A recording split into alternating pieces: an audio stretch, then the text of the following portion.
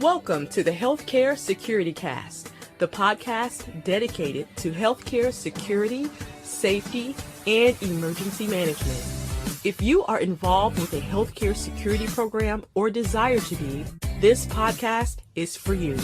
Join the conversation as we discuss the issues that matter to healthcare security professionals while leveraging the expertise of healthcare security thought leaders and experts in personal development.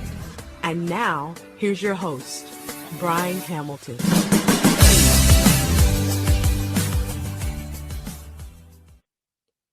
Thank you for joining us for episode 106 of the Healthcare Security Cast. Today is a special episode because for the first time, I'm interviewing one of my students. So today I'm joined by Charles Boshaw. He's one of my students from the first class that I ever taught. He was in the Protection, Security, and Investigations program at Fleming College and graduated in 2016, currently working for Paladin Security as a client service manager. So again, really excited to be having this interview. Before we jump into it, though, I just want to thank my sponsors and collaborators. 3D Network Technology, reliability is our core value. Visit www.3dnetworktechnology.com. And Genetech, delivering security strategies for healthcare. Visit Genetech, that's GENETEC.com for more information. We'd also like to thank the Change Execution Group and 360 Life Transformations. Visit www.360lifetransformations.com. We'd also like to thank Canadian Security Magazine and Omnigo Software. And now, let's get into today's show. We're joined today by Charles Boshaw. Charles, thanks for joining us. Thanks for having me, Brian. Always good to reconnect. Absolutely. Now, I'm going to start with the loaded question to open up.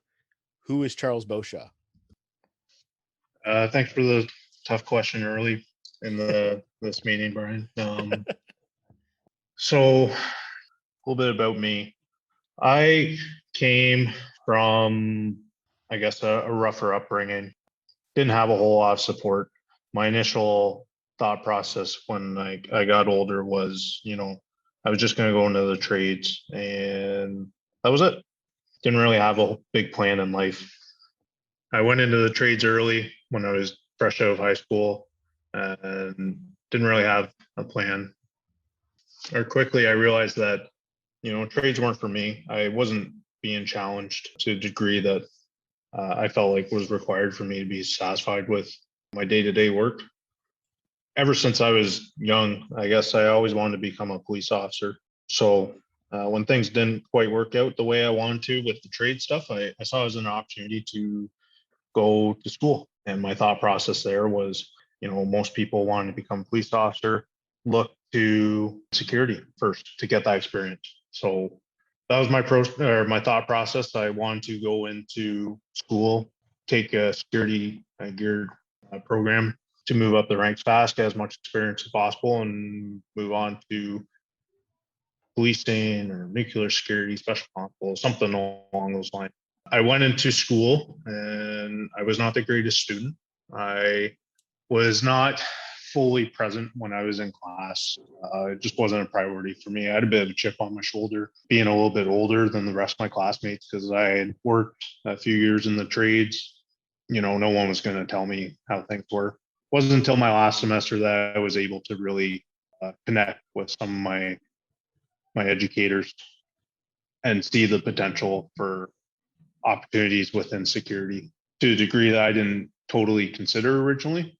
From there, I was offered opportunities to go into the hospital settings to gain the experience that I needed. Originally, I was hesitant because, going to school out in the boons and making that commute to downtown Toronto, that was an adventure on its own and not something I'm familiar with. Small town kid, getting the big city experience, working in a hospital, which I had no knowledge of. I thought originally security guards at the hospitals just walked around and told people not to smoke on property. I quickly realized what security did in the hospital setting. I instantly fell in love with it. After school placement, I was offered the opportunity to work at a hospital closer through a contracted vendor. And I jumped on the opportunity and I saw it as an opportunity to grow quick throughout the ranks. I came in as a guard and shortly became team lead. did that for 8 months, went to supervisor capacity, did that for about a year, and then went to coordinator capacity, did that for over 2.5 years. And now I'm currently a client service manager. So I guess, yeah, I accidentally fell into healthcare security.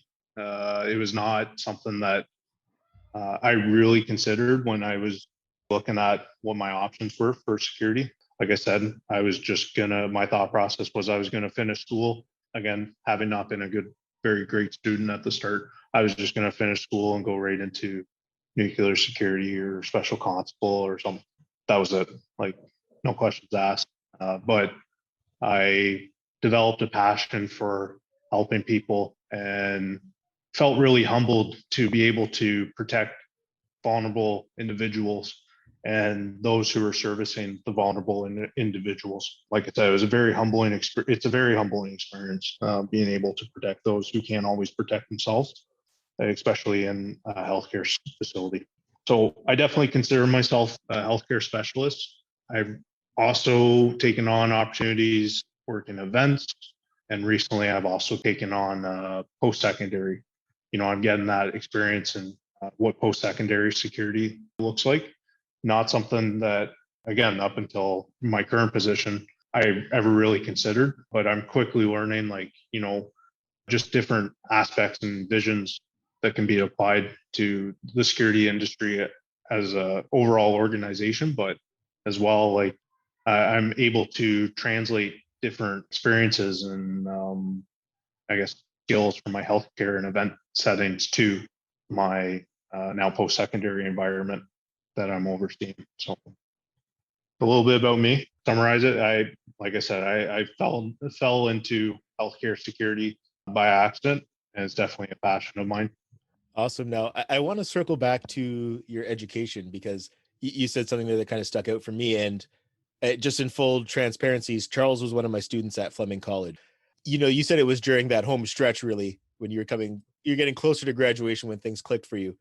What was it that really stuck out for you that really, I guess, where the light bulb came on and you started taking it more seriously than you had the first year? Yeah, great question. Like I said, coming up from a little bit of a rougher upbringing, translating that into the school setting, feeling like, I didn't need anyone's help. I could do everything on my own. My first 3 semesters would say otherwise, but being able to connect with certain professors such as yourself, you saw something in me that not a lot of people saw, and you gave me those opportunities to really excel myself. Up until those points, I was just viewed as muscle or a set of hands that could carry a bunch of lumber on my shoulders or sent out onto the rugby pitch to do what needed to be done to the big brute who no one could take down like that. That's what I was associated with. And no one really considered my knowledge and what I could bring to the table on an intellectual standpoint. Whereas you and a few select other professors recognized that I had certain potential, and you really pushed for me to display that. Yeah, absolutely. I would not be where I'm at if it weren't for you, Brian, as well as a few others, just on an educational standpoint, people who believed in me and pushed me to go past my limits. And then additionally, aside from just my education, you've continued to be a coach and mentor for me. We talk frequently. I come to you with my hardships and struggles and concerns. And I feel like, just having someone in my corner who, I can't necessarily rely on those experiences in my home life, that's something that definitely benefits me. And I guess now that I'm in a higher capacity, higher leadership responsibility, I'm absolutely looking to do the same down the line for someone else who might need that kind of guidance. I've seen what, one person or a select group of people can do for individuals. And like I said, if I was not by any means being set up for success with my early development and what channels I was kind of being forced down through, but because you believed in me and you pushed me past my limits in a positive way, you got me to where I'm at. So yeah, absolutely, I take that, and I look for others that I can identify or relate to and look to offer the same. Awesome. I appreciate that a lot, Charles. And, it just, again, a lot of what you told me, some of it I didn't know till just now. And a lot of it I didn't know until, a couple of years after you had graduated. But the one thing for me was your class was the first class that I ever taught. So I remember thinking, every week I wasn't sure if I was getting through to people when I was coming in to do classes. Like, you never really know. And I was really surprised when you approached me about doing the co-op at my workplace, because again, I wasn't even sure that you enjoyed the class at all. But the commitment, the level of commitment that you had to drive from Peterborough to Toronto every day, and just jump on Google Maps and take a look. It's a pretty lengthy drive, and I know you had a car that wasn't so reliable at the time. It was easily a 2.5 hour drive to get to the co-op placement every day. So you can as much as I appreciate you saying I had a part to play in it, you were the one who put in the work. So kudos to you for doing that. And yeah, and then just thank you for acknowledging that what I was doing at least made somewhat of a difference. Yeah, and like I said, I like, even as I continue to grow within my own career, it's very comforting knowing I have individuals like yourself in my corner, because ultimately, like, I want to be, I guess, a household name within security, specifically healthcare. People say Brian Hamilton. Everyone in hospital security knows Brian Hamilton. So I want to be the next Brian Hamilton. So that's why I aspire to be like. No, I appreciate that too. You're very much flattering me here today. But I kind of want to circle back to your career as well, because you're working for an organization that I used to work for in Paladin Security. And you've worked with a lot of again, more well-known people in the industry, a lot of really skilled people. Who were some of the other people that once you got into this career helped you along? Yeah, I look back to my early development. I definitely consider James Ramsay as a great mentor for me in my early on career. He's since retired, but he was the manager of security over at Lakeridge Health. Again, coming from that rough and tough background, he was the one that kind of brought me down on a more leveled standpoint when it came to interacting with patients in public. And his common saying was, treat others on how you would expect your loved ones to be treated. And that's something I continue to preach to this day, and I've taken forward with my current practices and how I teach others. So yeah, absolutely. Ramsay, fantastic guy. I know he had a lot of expectations to be enjoying, his retirement, and he retired just before COVID. I understand he's still out there playing golf and all that good stuff. But so James, Kevin Bissondyal. Kevin was also brand new to the role of client service manager. And it was right around the time I had been promoted to the more supervisor position.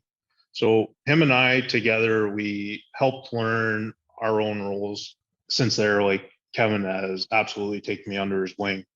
He's the one that encouraged me to go to the coordinator position.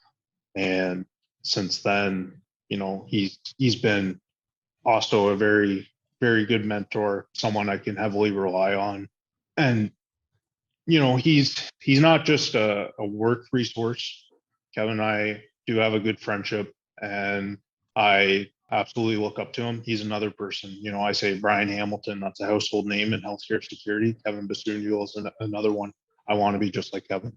Currently, he's the interim director of operations for Paladin Security. So, and he started as a patient watch guard. So we share very similar career paths. I want to follow in his footsteps. And then lastly, Dennis Jocko. Dennis is, I don't know, he shows like no emotion, but he taught me a lot. He taught me a lot and helped me excel in my growth. He gave me kind of the reins of the operations, and he coached me even though he wasn't like directly coaching me, if that makes sense. Like, he put me in positions where it forced me to excel and grow. And I know he was always there to help me when I needed it. But I mean, if it wasn't for his guidance and how he coached and developed me, I also don't think I would be where I'm at. So James, Kevin, Dennis, I definitely owe it to those guys on a working standpoint. Awesome. Now, I want to talk about the current role that you're in as a client service manager.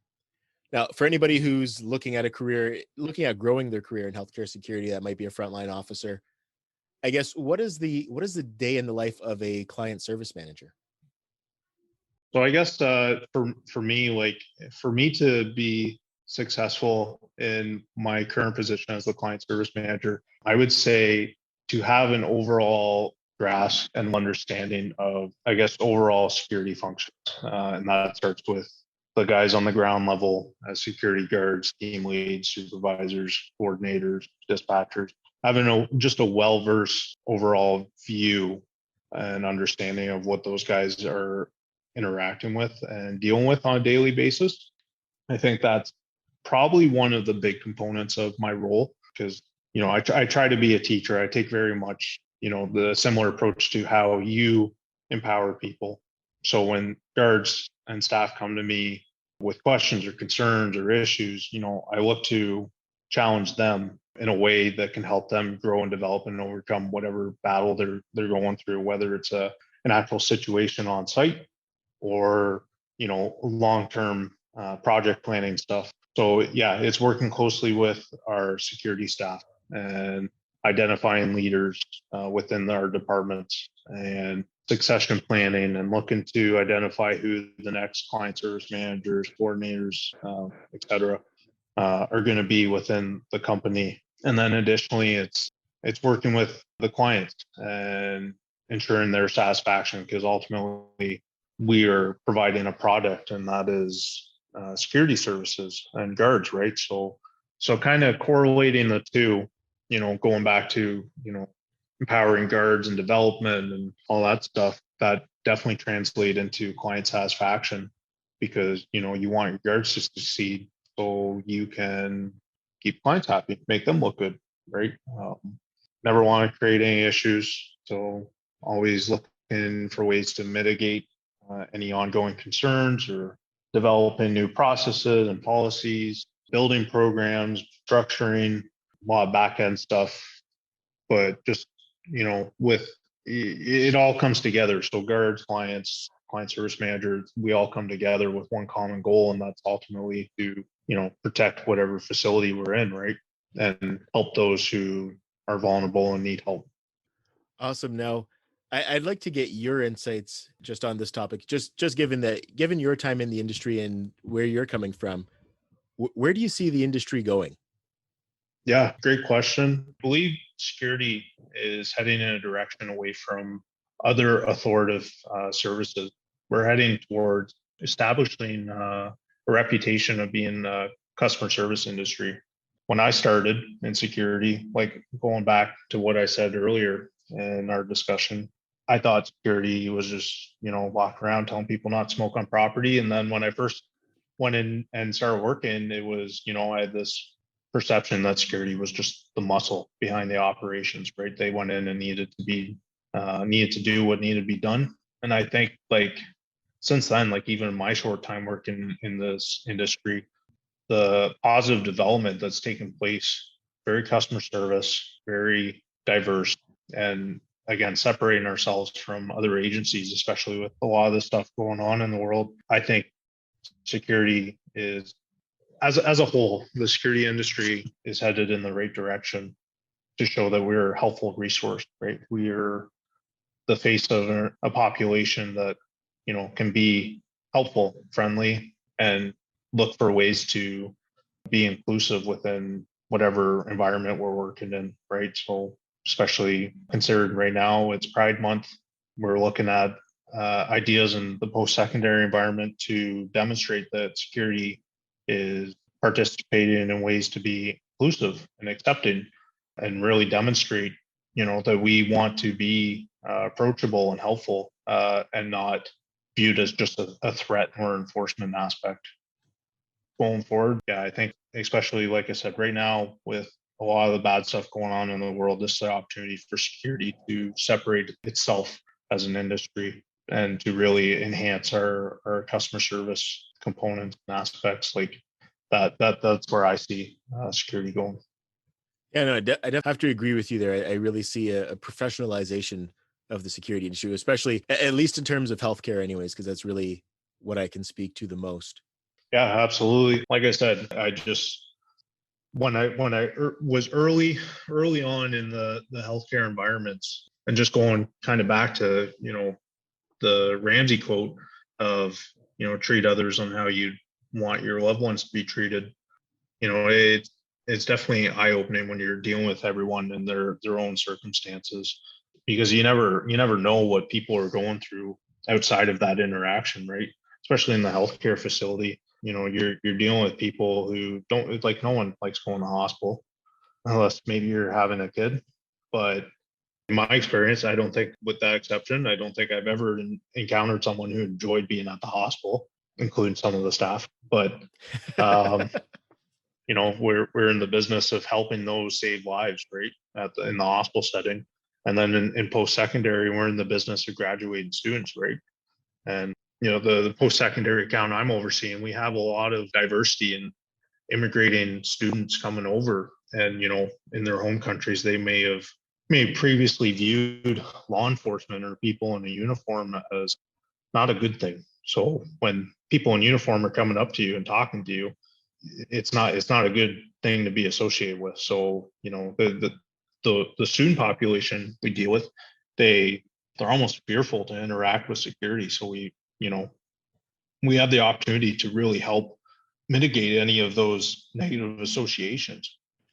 No, and I think that's a great point too, to really emphasize, and I'm sure you emphasize this with your frontline staff, but just understanding the perspective of other people and trying to at times see things through their eyes when they're responding to situations, or even just in their daily interactions.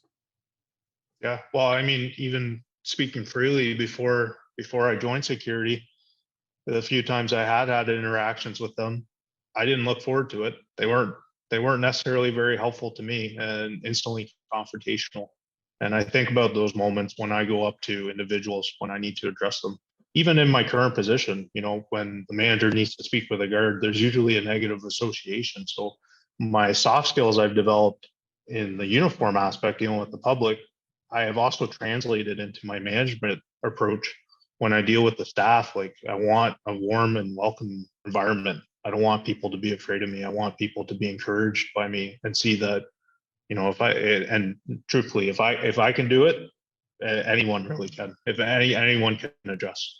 So that's actually, that's another interesting point there, is talking about your early experiences with security. I hadn't really thought about this until just now, but my first interaction ever with security was at Oshawa Center. I remember when I was in high school, and it was the same thing. It was a very negative interaction. And I guess just to kind of set the scene, I was at the mall with two of my buddies, and we were waiting for a fourth person to join us.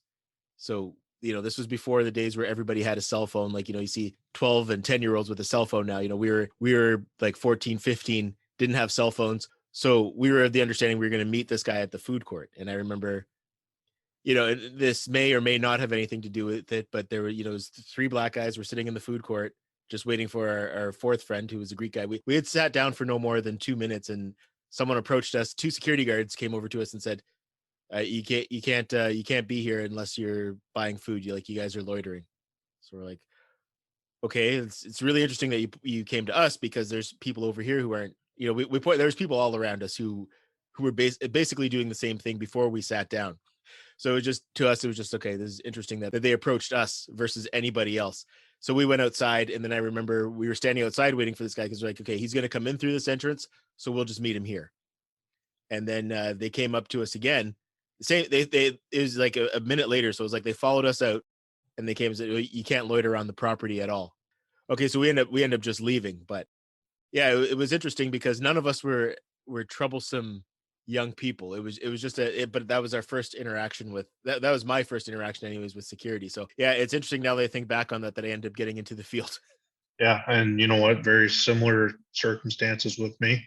Hanging out with my friends, couple big guys covered in tattoos, sitting in the food court kind of setting. Security approaches you, like, it's instantly like, as an individual, you go on the defense, and as the guard, you puff up your chest and you go into the situation trying to handle it on your own. It's just I think it'll always be like an ongoing struggle. There's no like perfect approach or secret to the perfect approach, I don't think. But it's, you just got to consider your level of adaptability in each situation.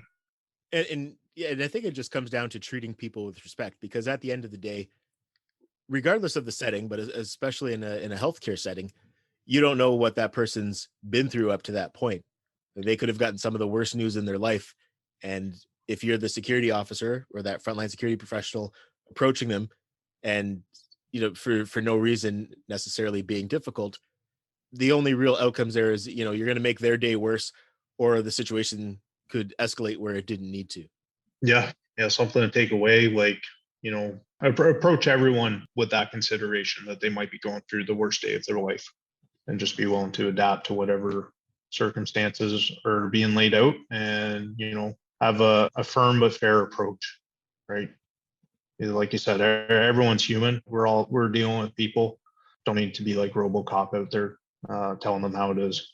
You can have those conversations friendly, be understanding of their previous experiences with security. That's another thing too, right? Like, unfortunately, like, so going to like your experience, you're dealing with the guards over at the mall.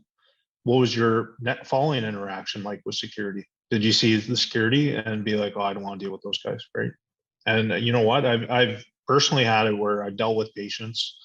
Things haven't gone the greatest, I guess, overall. But you take that extra moment to just help them out in a way that maybe someone else didn't, and they remember those things, right?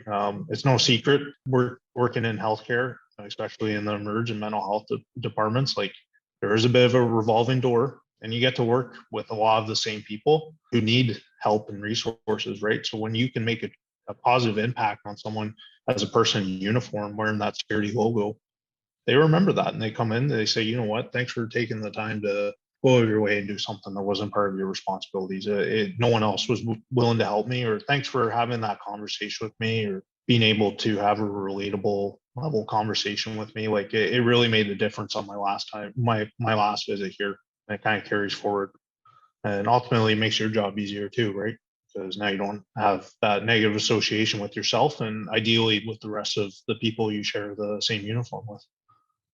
Yeah, absolutely. And you spoke to it great there. I don't know how many times the team that I was working with, whether it was because of actions of myself or one of my colleagues, or even somebody on the previous shift, where somebody brought us donuts, or somebody bought coffees for the whole crew, or wanted to give gift cards to a specific officer just because of something that we did that was maybe not necessarily part of our job, but it wasn't necessarily difficult for us to do either, and it made a big difference for that individual or their family. Yeah, and you know what? It might just be a day-to-day thing, and you might not even think about it. You could just, something as simple as holding the door might just cheer someone up, and it's the ripple effect. They go in, and maybe they're not as upset going into whatever unfortunate situation they have to deal with, right? If you can just make their day just a little bit better, you are helping someone. So And yeah, like you said too, it's that ripple effect. So if it's a negative interaction that they have right at the beginning when they're first coming into the hospital, they have a negative interaction with security, it could definitely have the opposite impact as well, where every interaction after that is a negative one, to the point where they're escalating, and then maybe security has to intervene again. yeah, and ultimately, like, it should never be anyone's goal to ever go hands-on with someone. We want, not even and this is a term that's tossed around in Paladin often that I've heard, but it's always a de-escalating approach. But how about a non-escalating approach, right? How can we go and just not escalate the situation, just have a conversation and come to a conclusion and move on, right? Right. And actually, it's funny. I'm really glad you use that term, because I don't hear that term get thrown around a lot. I know there's one company in particular that, full transparency, I'm on their advisory board, but Vistelar, that's one of the things that they emphasize is the non-escalation piece. And one of the reasons why I got involved with them is because I don't really see that anywhere else. Everything is kind of focused on de-escalation, which, if you could take the opportunity to avoid the situation even escalating, you're putting yourself to that much of an advantage. So I'm really glad, that you brought that up, because I think that's one thing that I hope our industry is going to take a bigger focus on, is just making sure that we're communicating effectively to not escalate situations. I remember there was one guy I used to work with he was very outgoing, very friendly when he did his emerge post, because all of us had to do, depending on our staffing levels, either 3 or 4 hours in the emergency department. This guy, he would spend the entire time just engaging with everybody who came in.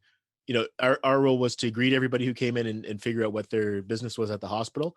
But he would have conversations with people. And I always enjoyed working with him because I knew during his time in emerge, we weren't going to have any issues, unless there was something that was just beyond the control of the staff there. But anybody that he interacted with, they got a positive first impression of the security team and the hospital. So right away they come in, he gets them in a good mood. They go to the triage nurse. Sometimes the triage nurse maybe wasn't in a good mood, but somebody comes in a good mood to be triaged. And, so again, that whole ripple impact. And, it's something I really saw at play with this individual. Yeah, absolutely. And, as I moved through my career, I try to, one, establish that reputation for myself that, Charles is working. He can handle this. We can count on him. But I also try to promote others to get to that level too, right? Working in that team setting, like you want everyone to be as good as you, right? If these are the people having your back and you're having theirs, like you want everyone to be on the same page with their approaches. Absolutely. One thing that you mentioned there as well is, just talking about your career. I guess the question I have is, what's next for Charles Boshaw? Maybe I'll start up my own podcast. Here's the thing, like I've it's kind of going back to what we initially discussed as far as, what my reputation is. Yeah, I'm a healthcare guy. Yeah, I'm an event guy. Now I'm taking on post-secondary. I guess for me going forward, I want to take on everything I'm not comfortable with. I want to learn everything there is about security. So when opportunities do come up and become available, and actually, you know what? I just watched a video on Blair Davenport. So he's our vice president of Eastern Canada for Paladin Security. He was just nominated for the Leader Under 40 and recognized for that for the Canadian Security Magazine. And he mentioned, when an opportunity came up that he was unfamiliar with, he jumped on it because he saw it as an opportunity to learn and grow. So I share very much that same ideology. I want to take on whatever I can, master it, and move on to the next, because I want to be that resource ultimately for Paladin and all my clients. I want to be the go-to guy and have all the answers. So, I mentioned it before, some of my mentors and who I've looked up to in the past. Any one of your careers, I definitely see myself following. All right, awesome stuff. So I know we talked a lot about where the security industry is going and what's important for the frontline staff. Is there anything that we didn't discuss that you'd like to mention now? I guess if I could offer some advice to those not sure of what they want to do with their life, I guess from a young age of being in post-secondary, going through the protection and security investigations class, right up until, you're a site supervisor waiting to get on with whatever local police service is hiring. Don't be afraid to take on more responsibility and learn where you're not comfortable. If you stay where you're comfortable, you're never going to grow. So always put yourself out there, seek new challenges, ask for help when it's needed.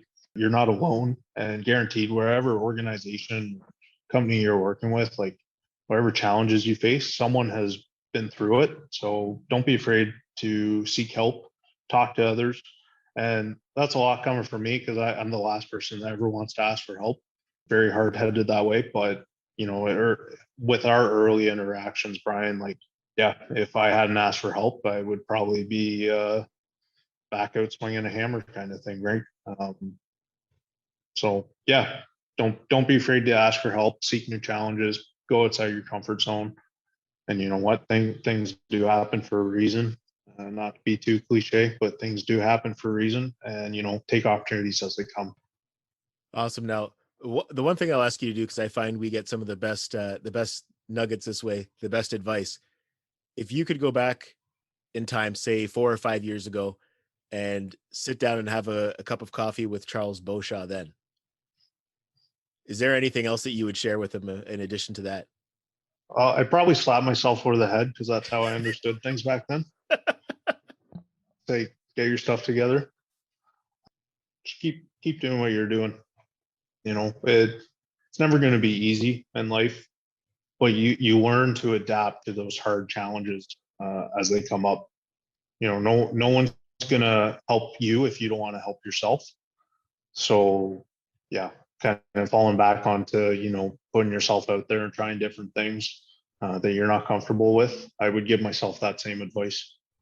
And I would say, stop skipping out on Brian's classes so much. Listen to Kevin a little bit more.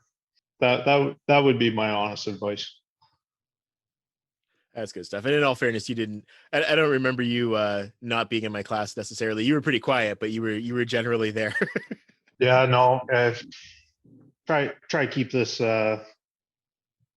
interview, this meeting light by making jokes, but yeah, no, I don't think I ever skipped out on your class, Brian.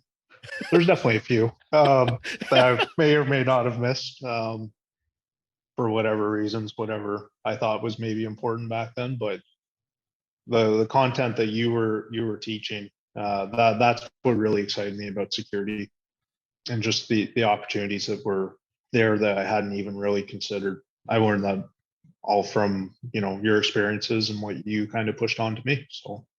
And I guess if there's one thing I could change, I honestly I'm pretty happy with my overall growth and success, the way I've grown. So going back to your original question, I would tell myself to be a little bit more humble, because I do get impatient and feel like I need to move on to the next step quick. So I would tell myself to be humble and go through the motions, right? Everyone's got to put in their time. Don't feel like you got to jump the gun too quick. Now going back to the next question, if I could do anything differently, I honestly, I wish I had the opportunity to work with you more. My opportunities working downtown with you and my placement, that changed my life. It opened up all the opportunities that I'm getting to experience today. But I wish I got to learn from you on a guard standpoint, and got to go to a few calls with you, got to see how you interacted with people doing the patrol. I wish that's my only regret in my career. And I could definitely say the same for Kevin. I've always known Kevin as my boss. I wish I got to experience just a uniform working relationship with him. Good stuff. Now, do you have a special message to close for the Healthcare Security Cast community? Yeah, I'll say that, especially with COVID, we're all in this together. We're going to get over the struggles that the province and the country, the whole world is going through. So just keep pushing forward. Remember why you're there. We're not making millions of dollars as security guards. That's no secret. But ultimately, we're there to help people. And, just in those moments where you feel like you're lost or stuck or anything like that, just remember that you're there to help people and make someone's day better. And if you can, just help one person a day, it's gonna affect your overall approach and thought process behind how you operate as a security guard, and it's gonna impact the organization you're working at. Awesome stuff. Now, the last thing I'll ask is, what are the best ways for us to connect with you? Really trying to promote my LinkedIn page. Connect with me on LinkedIn. Shoot me an email. Call Paladin Operations. Ask for me. They'll probably phone me at 3 a.m. Yeah, I mean, I obviously I'm dedicated to Paladin and my clients, but for anyone looking to join security or has any questions, or maybe someone who feels similar to how I felt when I first started my education and career, there's resources out there for myself. I'm always looking to help others. I love when I feel like I could change someone's life and make them feel rewarded for the hard work they do. So give me a shout. Awesome stuff. Well, thank you so much for the time, Charles. I appreciate it. And I just want to close by saying I'm really proud of you. You've come a long way from the guy who used to sit quietly in the back of my class those years ago. I appreciate it, Brian. I may not or may have been sleeping some of those classes. I can't confirm. No, I'll say this though. You know what? I didn't know anyone when I went in that class. I was a January start, and I came into the September semester's classes for the second year. So I knew no one. So it was easier to just be the quiet, scary dude in the back for me. So, but no, I sincerely appreciate that. I can't thank you enough for the path you have helped create for me, for my success. I definitely owe it to you for all the great things I've achieved and continue to achieve. So, yeah, thank you, Brian. No, thank you. And like I said, I'm excited to see where your career goes because given your age, you're already way ahead of where I was at this time. So kudos to you. Yeah, like I said, a year from now, I'm going to start my own podcast. So I'll invite you. Sounds good. The Healthcare Security Cast is available on Spotify, Apple Music, Amazon Music and Audible, and many other platforms as well. Check out our link tree on your computer or mobile device. And this can be found at linktree/Brian Hamilton. That's linktr.ee/Brian, B-R-I-N-E, Hamilton. Again, that's linktr.ee/Brian Hamilton. Or if it's easier, send me a text at 647-372-2042. That's 647-372-2042. And I'll be happy to answer any questions you may have or share any links you may be looking for. Thanks again for listening. Until next time, take care and stay safe.